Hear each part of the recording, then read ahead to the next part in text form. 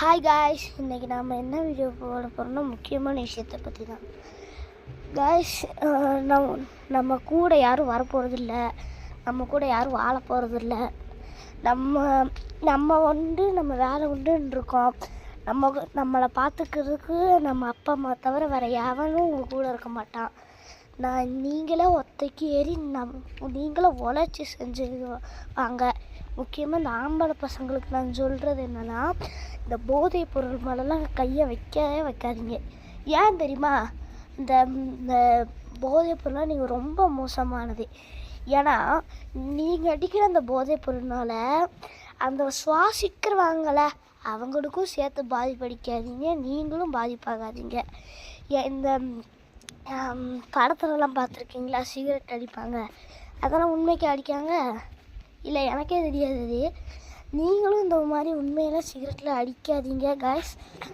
இந்த கெட்ட விஷயத்த கையிலே எடுக்காதீங்க, போயிருங்க. இந்த சின்ன வயசில் இருக்காங்கள 15-18 வயசு பசங்க, அவங்களுக்கு நீங்கள் முக்கியமாக பேரண்ட்ஸான நீங்கள் சொன்னால் தான் அவங்கெல்லாம் கேட்பாங்க. ஏன் தெரியுமா? சின்ன பசங்க இந்த வயசுலேயே என்னென்னலாம் செய்யக்கூடாதோ அதெல்லாம் செய்கிறாங்க. அந்த வயசுலாம் சின்ன பசங்களை பார்த்தாலே கொலைகார மாதிரி தோணுது. ஏன் சின்ன வயசுல இந்த பசங்களாம் எப்படி செய்கிறாங்க? அதே மாதிரி தான் நான் சொல்கிறேன், சின்ன பசங்களுக்கு ஃபோன் கொடுக்காதீங்க.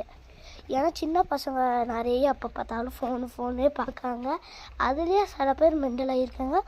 முக்கியமாக இந்த காசு போட்டு விளாட்ற ஃப்ரீ ஃபயர், பப்ஜிலாம் விளையாடவே விடாதீங்க. அந்த கேம்ஸ் மாதிரி தான் உங்களுக்கு நிறையா காசு லாஸ் ஆகுது. அதே மாதிரி ஹேக் பண்ணாமல் நீங்கள் உங்கள் பசங்கக்கிட்ட ஃபோன் ரொம்ப நேரம் விளையாட கொடுக்காதீங்க.